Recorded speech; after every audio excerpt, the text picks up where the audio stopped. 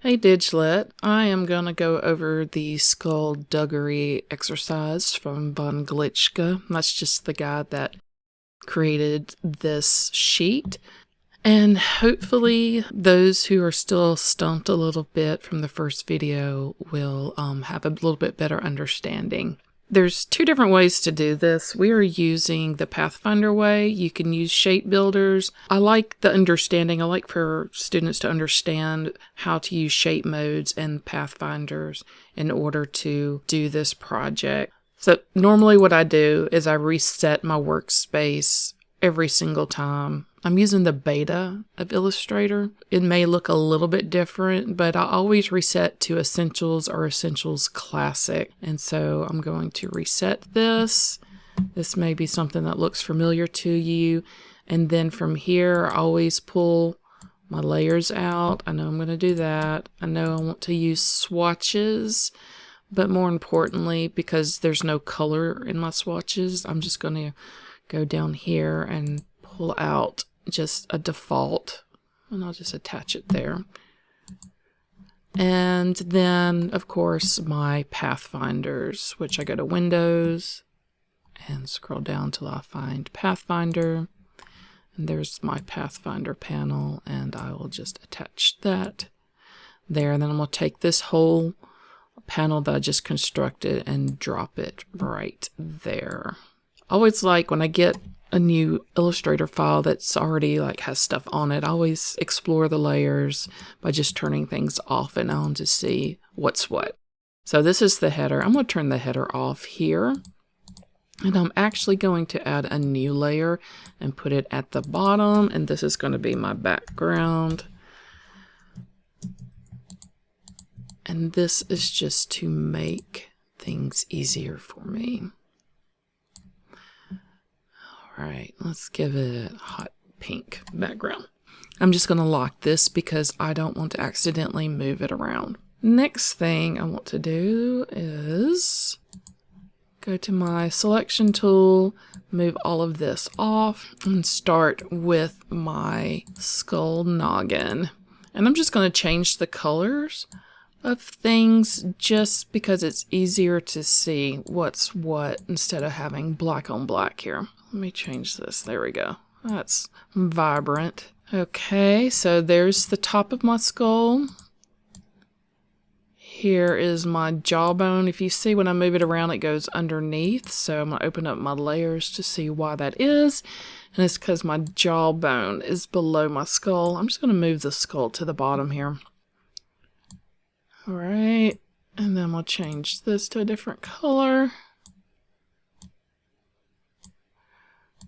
I'll make my jawbone really long. Okay, so the thing about Pathfinder, let me move Pathfinder right here. The thing about Pathfinder is that you can only have two objects selected. So I have the top skull here and the jawbone here selected.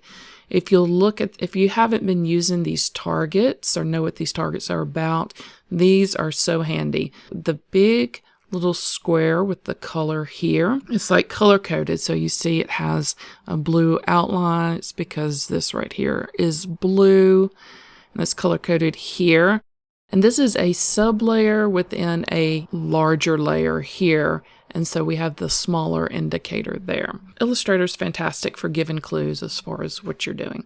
So I want to join these two into one shape. So I'm going to use Unite. When I do that, it takes the color of the top object. So now I have one continuous path. I'm going to move this down to the bottom and now work with my eyeballs. And I am going to make my eyeballs different colors just so that I know that I am working on separate objects. And so now if I select everything, I have 3 objects selected, and I cannot do a Pathfinder with 3 objects. I can only use 2. So you see there's only 2 objects in each of these Pathfinders that are being worked on. So I'm going to have to unite these two objects, and I can unite objects that aren't touching. It's basically just grouping them together. You can see it formed a group, but it made it think it's one object. So now I'm going to hold down my command key on the Mac, control on the Windows machine, and click my skull. And now I'm going to do a minus front, and that's going to cookie cutter those eyes and leave me with a compound shape right here. And that's at the end of this whole project, or this exercise, that's what we want. It's just one compound path. Let's do the nose. Change the color of the nose.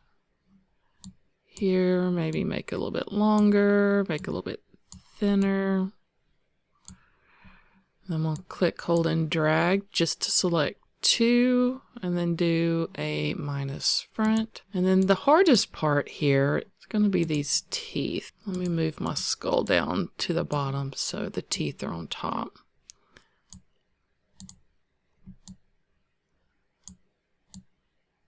Just like the eyeballs, I'm going to select all three. And you can see I'm going to double check to make sure I didn't select anything else.